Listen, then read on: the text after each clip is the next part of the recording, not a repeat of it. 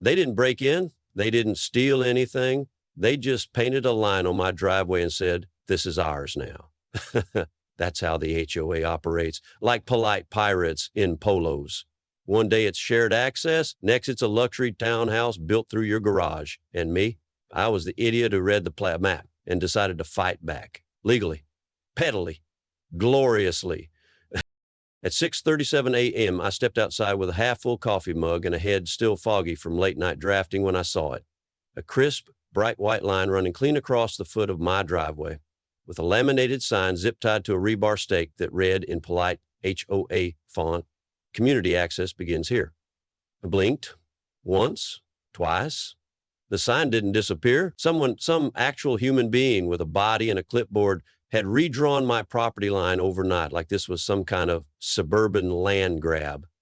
And the wildest part, they did it quietly, like I wouldn't notice. Like I'd just keep sipping my Maxwell House and roll over while they annexed my concrete. I didn't buy this house because I loved the house. That's the first thing you've got to understand. 3 beds, 2.5 baths, vinyl siding the color of dry oatmeal. It was a prefab clone in a sea of prefabs. No personality, no charm. You've seen one, you've seen 30. But the driveway, 40 feet long, 11 feet wide, privately deeded from street to garage, that was different. Not shared access, not utility easement, not HOA common ground. And I knew that down to the parcel number because I used to write traffic access plans for a living. I've watched neighbors destroy each other in court over 12 inches of curb.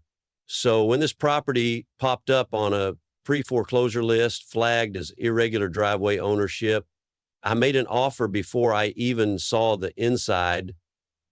Back then, I wasn't plotting some chessboard revenge or dreaming about leverage. Honestly, I just wanted something I could control. I'd spent 10 years living in walls so thin I could hear my neighbor sneeze and my other neighbor's toddler discover the joys of dish cabinets. I'd been fined for a doormat that wasn't color coordinated. It had pineapples on it. Too whimsical, apparently. Here, I finally had a plot of land where nobody could tell me what to plant, park, or pressure wash. The listing agent even confirmed my lot was recorded outside the original HOA tract. I was the hole in their donut.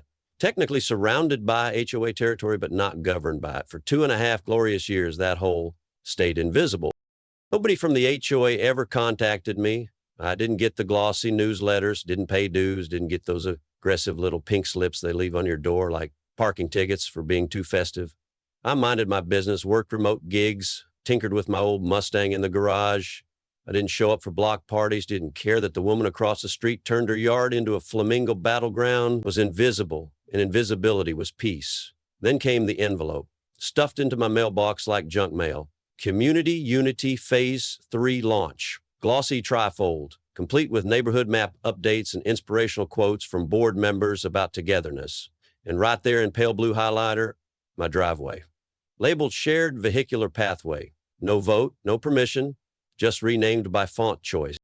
I laid the map flat on my workbench and stared, not out of confusion, but recognition. This wasn't a mistake. It was a soft invasion, a bureaucratic creep. No bulldozers, just language. First the label, then the signage, then the behavior. Before long, people would be parking here like they belonged, hosting lemonade stands, filing complaints about my trash bin. That wasn't hypothetical. I knew the rhythm. I'd seen this maneuver in other neighborhoods. Once they redrew the map, they acted like it had always been that way. But here's the thing. They didn't realize who they were messing with. I wasn't just another lawn chair dad who never read his deed. I kept receipts, and I was about to show them exactly where their community access ended. I didn't go ballistic. I didn't scream or fire off an angry email typed in all caps. I did what any sensible person with a background in right-of-ways analysis and a long memory for petty bureaucracy would do. I checked the plat. The actual plat, not some HOA Photoshop job with calming colors and made-up zones. And there it was, clear as a summer day in Arizona.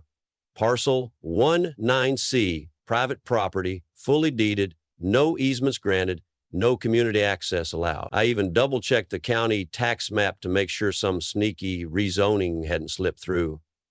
Nothing had changed. Not legally, anyway. But that's the game, isn't it? They don't need a law, just enough signage, repetition, and soft pressure to convince everyone It's always been that way. That's how they steal land without ever picking up a shovel. I didn't have to wait long to meet the man behind the movement. 3 days after the envelope, a bright yellow HOA violation notice appeared under my windshield wiper, not mailed, hand delivered. The charge? Obstruction of shared ingress pathway. My truck was parked as usual halfway down my driveway, a driveway that, according to every document I owned, was still mine, but apparently it now obstructed the HOA's imaginary vehicular harmony zone. I looked up from the citation and spotted him across the street standing on his flawless, overwatered lawn in khakis and a tucked-in polo shirt that hadn't seen a wrinkle since 2011, clipboard in one arm, Bluetooth headset like a tumor in his ear, smug enough to curdle milk. Mark Elwood, HOA Vice President, self-appointed protector of symmetry and quiet suffering. He waved. I didn't. I crossed the street calmly. I held the violation in one hand like a peace offering and said, "Hey, I think there's a mistake here."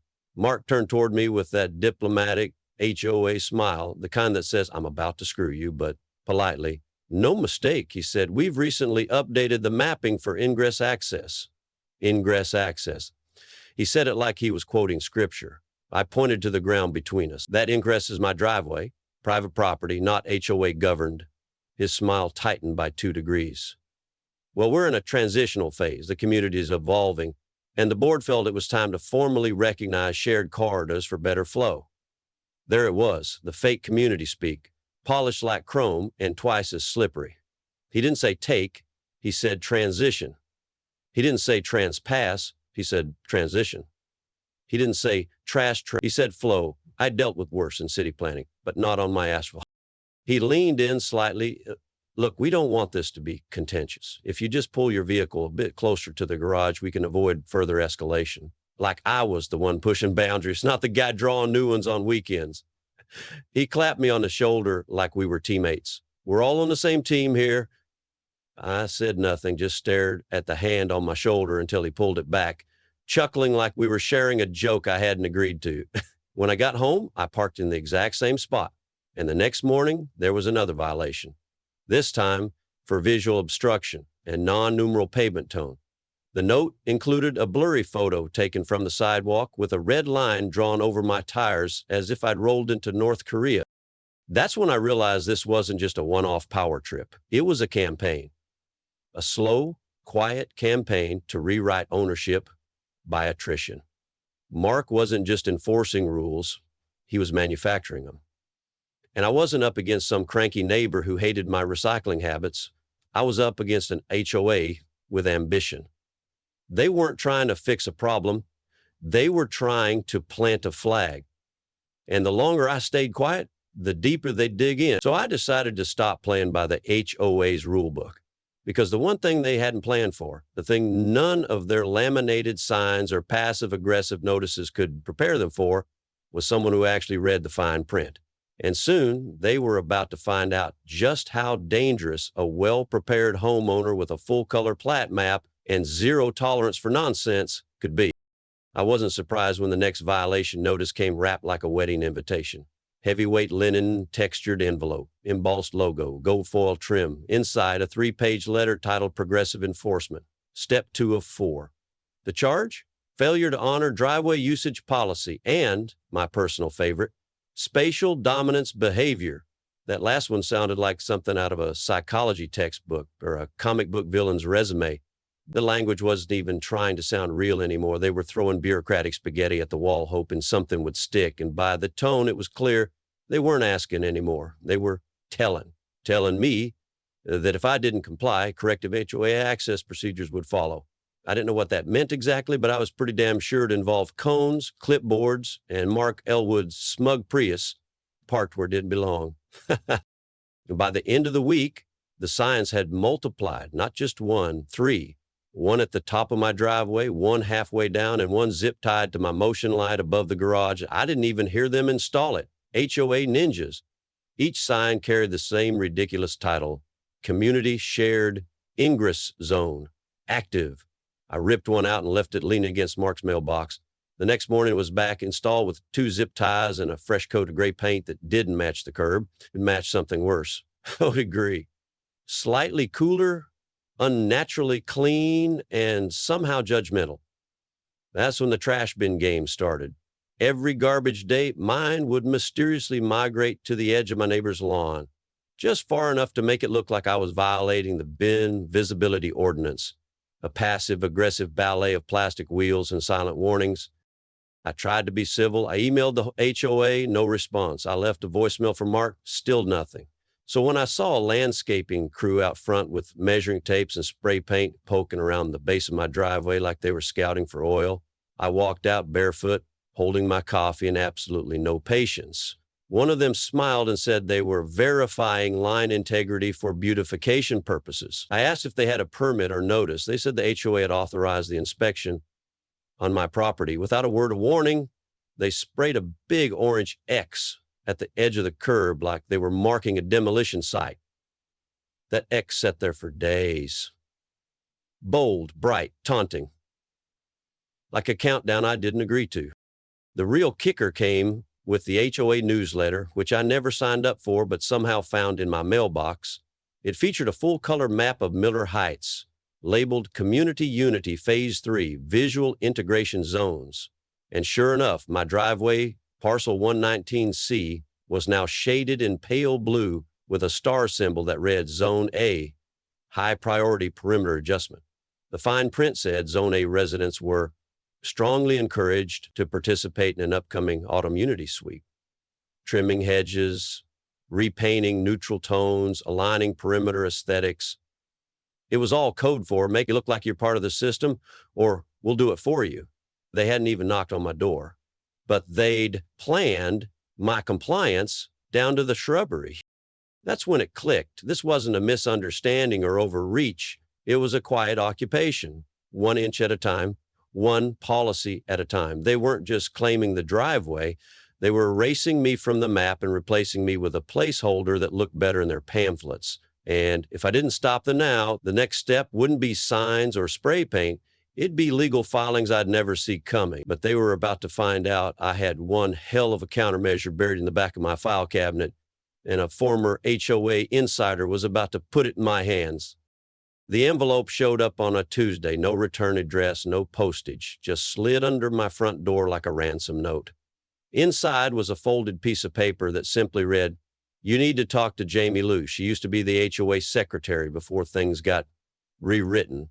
No signature, just a burner email and a time. Wednesday, 12:30 p.m., Corner Brew Cafe on Elmsworth. It felt like something out of a low-budget Netflix thriller, and part of me assumed it was a setup. But the other part, the part that had been collecting fake violations and watching my property morph into a community coloring book, knew better. Someone out there knew the truth, and I was done playing solo. Jamie Liu didn't look like a whistleblower. She looked like someone's cool aunt sipping tea with a dog-eared copy of The Art of War in her purse. Mid-60s, sharp glasses, attitude crisp enough to slice drywall. "You're Caleb?" she asked, sliding a worn leather binder across the table like it contained the nuclear codes.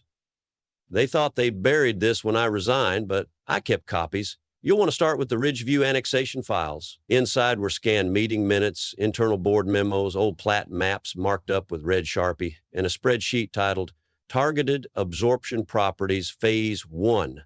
There were 6 addresses listed. Mine was at the top. 4 of the others had already been folded quietly into the HOA's jurisdiction through community-based boundary realignment. Sounded like an urban planner and a lawyer had a baby. It got worse. According to the documents, my driveway wasn't just a prize, it was a keystone, the only viable access road to a proposed gated development called Ridgeview Towns, a 14-unit luxury build-out plan just beyond the HOA boundary. The HOA, led by Mark, had already submitted draft traffic circulation plans to the city, and guess whose land was being casually relabeled as shared private ingress, authorized access. Mine. No easement, no vote, no consent, just a label swap and a lie. Jamie leaned in and said, "They're using you as a bridge and they think you're too isolated to notice, but that wasn't even the real twist." She flipped to the back of the binder and revealed a scanned agreement dated 7 months ago. An unsigned deal memo between Mark Elwood and the developer, not on HOA letterhead, on his personal stationery, a consulting services contract that promised him $25,000, 0 cents, and first pick of one of the townhomes at a reduced rate in exchange for facilitating uninterrupted access, approval, and HOA support. In other words, Mark had been selling my driveway behind my back like it was his side hustle. That's why the fake maps, the violations, the signs, the paint, it wasn't about harmony, it was about a payday. And then came the bombshell. Jamie had a copy of the original Miller Heights plat from 1981, one I hadn't seen before.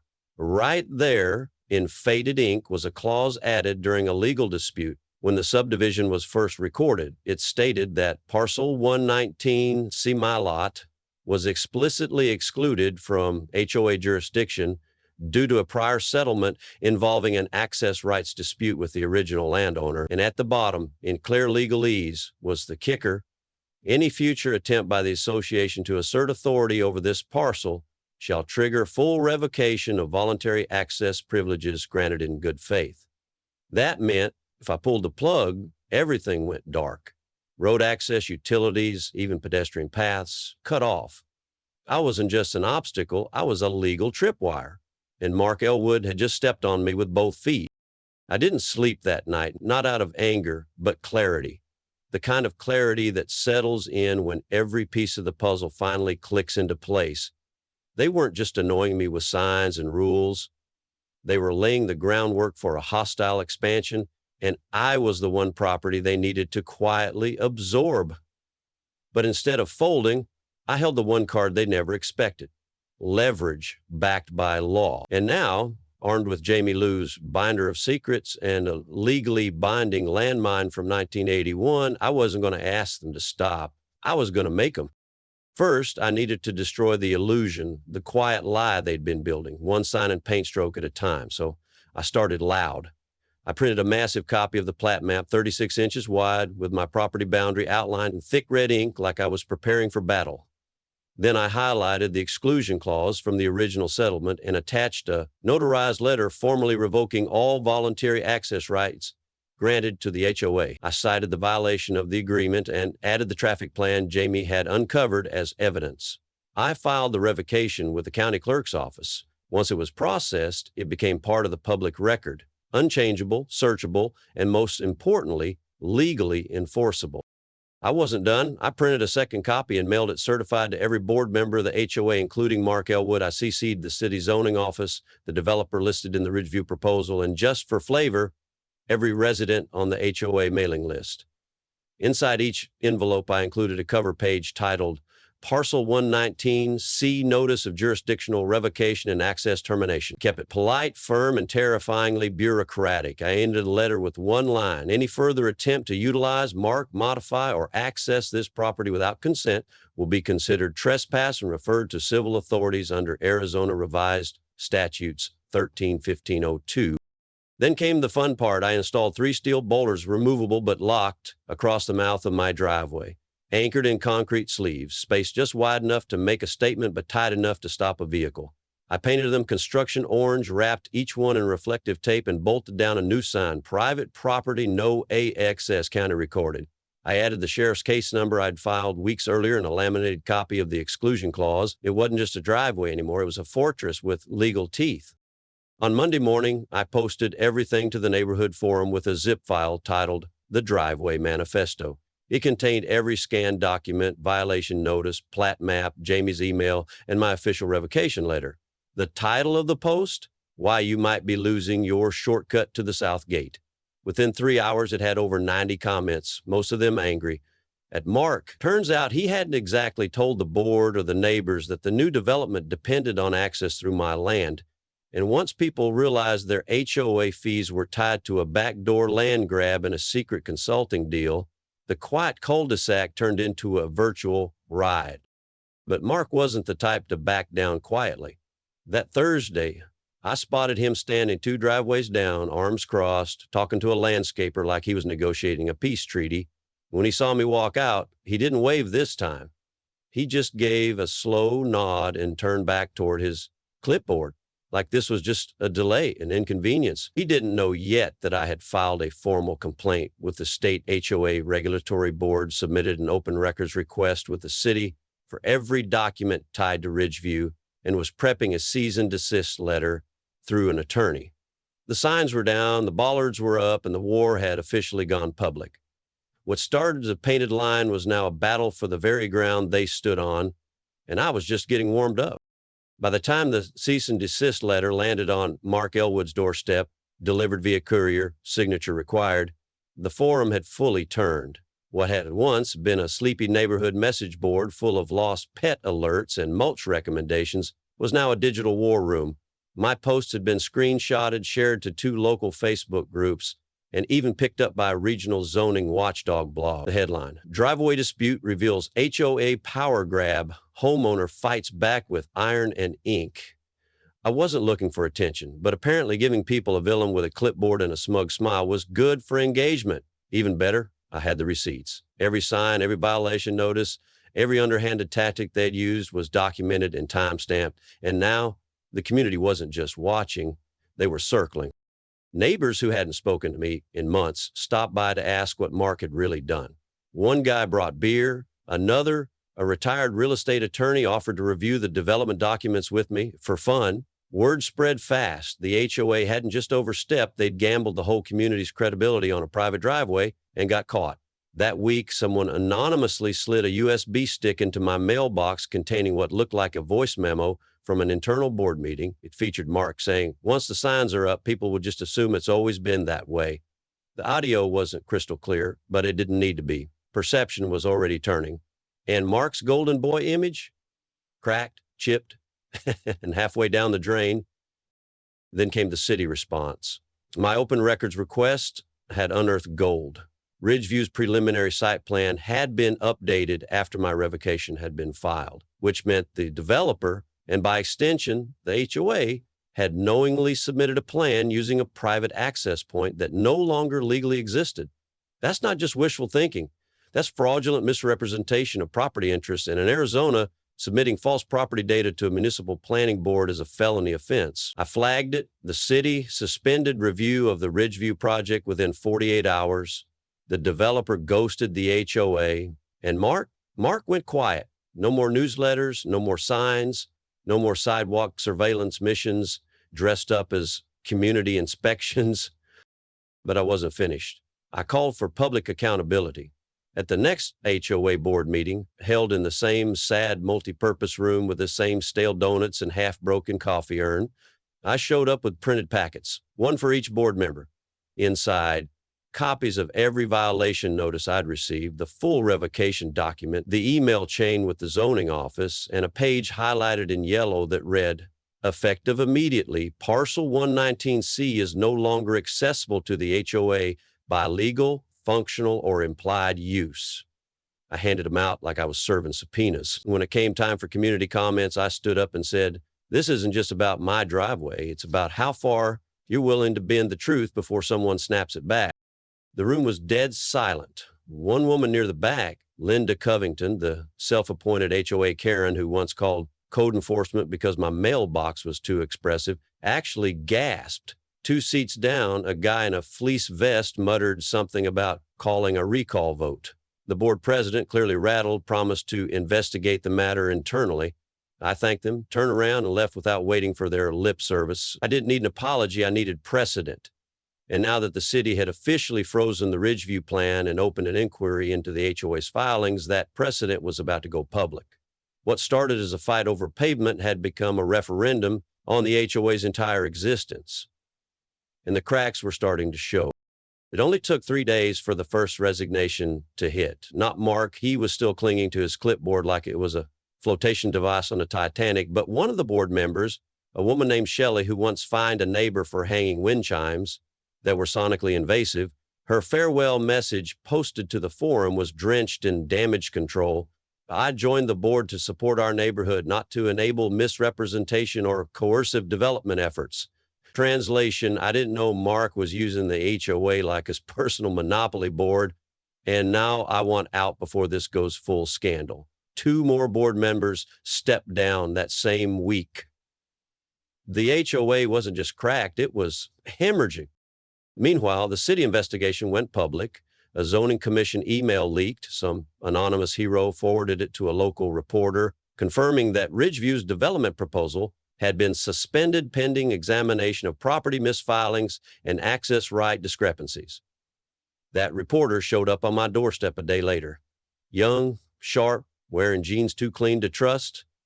I heard you have documentation, she said. I invited her in. We sat at my kitchen table while I walked her through the entire timeline, from the first painted line to the fake maps, the revoked easement, Jamie Lou's binder, and the development plan hinging entirely on a driveway I never offered. I gave her the receipts, all of them. Article dropped the next morning under the kind of headline you don't expect from a paper that usually covers bake sales and high school football scores. Homeowner derails HOA's secret expansion deal. City probe zoning fraud. My driveway, yes, my actual blacktop, was the cover image, flanked by orange bollards and a bright red access sign. I expected some pushback. What I didn't expect was how fast public sentiment would flip. Turns out, a lot of my neighbors had their own HOA horror stories. One woman posted screenshots of a violation she'd received for unsanctioned holiday decor because her Halloween skeleton was too enthusiastic. A guy down the street had been fined for painting his fence the wrong shade of beige. Suddenly, I wasn't the weird loner with the manifesto. I was the guy who finally drew a line they'd all been too polite to mark. The momentum built fast. A petition started circulating to call a vote on dissolving the current board entirely. Within days, it had over 100 signatures. The HOA's insurance carrier pulled out, citing potential legal liabilities, which was corporate speak for "we want no part of this HOA dumpster fire." The Ridgeview developer tried to spin it, issuing a bland press release about unexpected delays, but the community had seen the documents. They knew the truth. Mark had lied repeatedly, boldly, on paper, and now that lie had become a spotlight. Still, Mark refused to step down. At the emergency board meeting called to address community concerns, he walked in like a senator facing re-election, wearing a crisp suit and the kind of smile that assumes the crowd is still gullible. But this time, the crowd wasn't nodding. They were glaring. The questions started sharp and got sharper. Did you sign any personal agreements with the developer? Did you alter any maps without board consent? Did you know parcel 119C was legally excluded from HOA jurisdiction? Mark dodged, deflected, said things like, "This is a misunderstanding of intent." But the air had changed. People didn't want harmony anymore. They wanted accountability, and they were about to get it. Mark Elwood resigned the next morning. No speech, no apology, no farewell email with clip art American flags and empty platitudes about serving the community. Just a quiet update posted by the interim board president. Greg, a guy who once fined himself for leaving his Christmas lights up until February, stating, "Effective immediately, Mark Elwood has stepped down from all HOA duties." Just like that, the clipboard king was dethroned. The same man who tried to redraw maps with a Sharpie and a smug grin was now persona non grata in the very neighborhood he tried to remodel in his image. It didn't feel like a victory parade. It felt surgical, precise, and irreversible. Within the week, the board voted to officially rescind all violation notices issued against me. They also issued a formal acknowledgement on letterhead signed and dated that parcel 119C was excluded from HOA authority and would remain so permanently. It was the first time I'd ever seen an HOA admit they were wrong in writing. I printed it, framed it, and hung it above my workbench in the garage. Beneath it, I taped the very first violation I ever got: vehicle obstructing ingress zone, like a trophy. A reminder of just how far they'd tried to push and how completely they'd been pushed back. But the real payoff came from the community itself. The same neighbors who used to give me side eye now waved when they passed. Some stopped to chat. One brought over banana bread with a note that just said, "Thank you for holding the line." Another guy, Dave, I think, asked if I could help him look over his survey documents. Turns out, standing up to the HOA makes you the unofficial boundary consultant. I didn't mind. For the first time since I moved into Miller Heights, it felt like people saw the driveway not as a battleground, but as a boundary that mattered. Not just legally, but personally. It stood for something now. And funny enough, so did I. Linda Covington, our resident Karen, didn't take it well. She tried to run a community wellness circle right at the edge of my driveway one last time.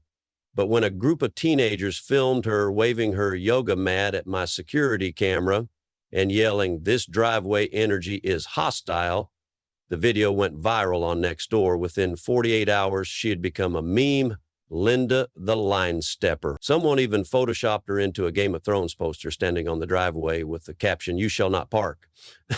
She stopped leading yoga after that. As for me, I still keep the bollards locked most days, not because I have to, but because I can. The Ridgeview development is officially dead. The lot they plan to build on is just a pile of gravel and weeds now, fenced off with a crooked sign that says, "Future site TBD." Sometimes I sit on my porch with a cup of coffee and watch the morning traffic snake around the long way.